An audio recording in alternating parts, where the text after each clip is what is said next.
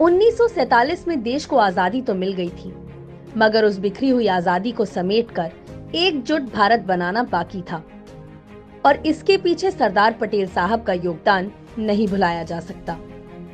एक स्वतंत्रता सेनानी के रूप में सरदार पटेल ने जनमानस पर अमिट छाप छोड़ी और बारदोली से लेकर खेड़ा तक के किसान सत्याग्रहों के जरिए आजादी से पहले किसान हितों को मजबूती दी। देश के पहले उप प्रधानमंत्री और गृह मंत्री के रूप में सरदार पटेल साहब ने जिस दृढ़ता और मजबूती के साथ एकीकरण का काम किया वो अविस्मरणीय है। अलग अलग राज्यों और रियासतों में बटे हुए भारत की चुनौती को सरदार पटेल अच्छी तरह से समझते थे। जहां एक और देश आजादी के जश्न और विभाजन की पीड़ा को एक साथ अनुभव कर रहा था, वहीं लौह पुरुष सरदार पटेल भारत के एकीकरण के लिए पूरा देश नाप रहे थे।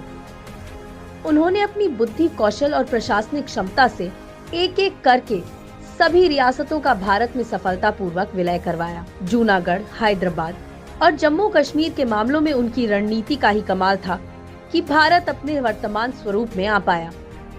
इस एकीकरण की सबसे बड़ी खासियत ये थी कि प्रधानमंत्री नेहरू और सरदार पटेल का सामंजस्य कमाल का था और इस सामंजस्य ने भारत को मजबूत बनाने का काम किया। इतना ही नहीं, सरदार पटेल ने आरएसएस पर प्रतिबंध के रूप में न केवल नफरत वाली राजनीति पर करारा प्रहार किया, बल्कि देश को भाईचारे और एकता वाली राह भी दिखाई। आज भी हमें सरदार पटेल के दिखाए मार्ग पर चलते हुए नफरत और वैमनस्य वाली राजनीति से किनारा करना होगा। जातीय धर्म के नाम पर देश को तोड़ने वाली ताकतों के खिलाफ मजबूती से खड़े होना होगा। देश के इस प्यारे सपूत को यही सच्ची श्रद्धांजलि होगी।